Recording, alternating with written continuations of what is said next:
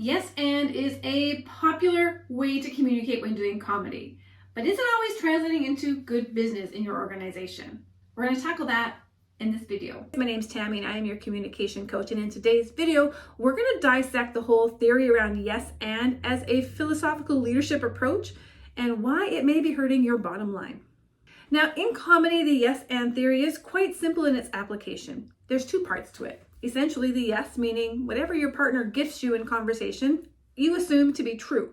And so we don't refute it, we don't change it, but we stay in topic. And the second part is we add to it.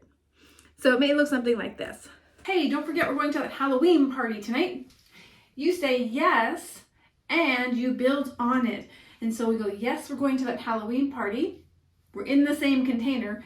And did you pick up your half of the donkey suit? And so then the next partner goes, oh, the donkey suit. Yes. And so we continue to build and build and build. The idea is that in comedy, we never deny our partner's suggestion. And so whatever they throw out is reality, it's true, we're going to work with it. And we're going to work with it. And we're going to build and add more context to that. But when it comes to the organization, this philosophy isn't always translating into good business. Now, the problem has come in the belief around what yes and really symbolizes in the workplace. In talking with several healthcare leaders recently, I've come to learn that yes and almost feels as if it's like shackling them, binding their hands. It doesn't give them permission to say no.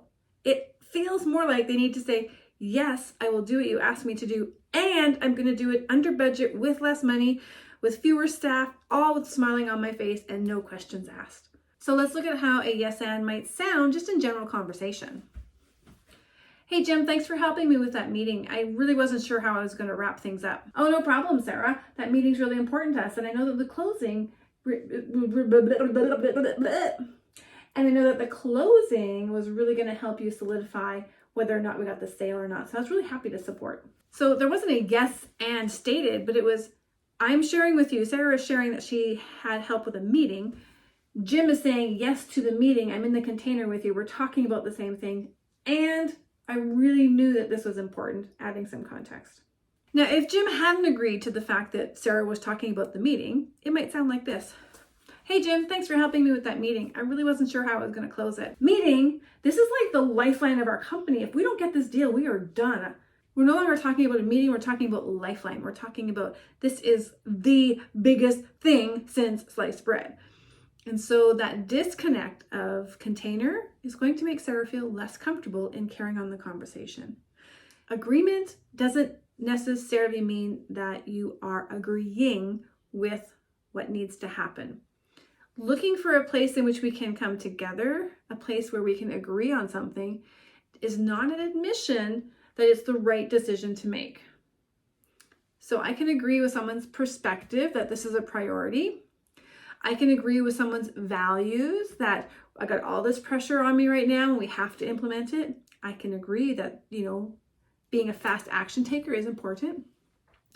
I can agree with the odds. Like, what are the odds if we don't implement this, that these guys are going to get even more upset with you?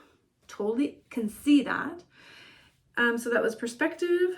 Oh, and principles. I can also agree in principle that, yeah, these projects are super important because patient care matters to me. And so the yes is a place of agreement where we can come together and we need to explore all the other factors that might impact our success. Now, sometimes the and will be sharing contradictory information. You might be sharing personal worries, personal values, personal concerns, expert knowledge and skills and observations. You can also be sharing your insights and your awareness about how this project might impact other things. And so the yes and let's explore is really the hold on, let's take a moment. No, we can't do this right now. We have these other things to look at to make sure that what we are putting forward is aligned with the interests of the organization, the patients, the staff, and is going to achieve the results we want. So does this mean we should avoid saying no altogether? Absolutely not. Saying no is an important part of any organization's growth, and saying no is what allows space for the yeses to succeed if we don't say no to something. we just keep stacking until the people feel the pressure and that they're just kind of like slowly drowning themselves under the weight of all of the work. And then they leave. That's not what we want. They're either on stress leave, they actually take a new job, they're just done. So that is not what we want, because that is also going to put us behind. So I want you to think of this. For every yes, there's an equal but opposite no. And you need to consider both sides to make a decision that is balanced and the right decision for you and your organization.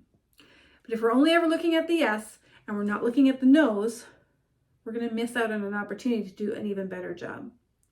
So yes, this patient care initiative is super important, but if I do this, what do I have to say no to over here that might impact the success of this project? Be sure to be looking at both sides of this coin and engaging in your team with the appropriate use of yes and let's explore. So share with me in the comments below how you see the yes and culture working in your organization. What have been some of the barriers that you've come across? And what have been some of the successes? I always want to see a balanced approach in the conversation below. Make sure you're subscribing, hitting that like button and that bell button so you're notified when the next content is released.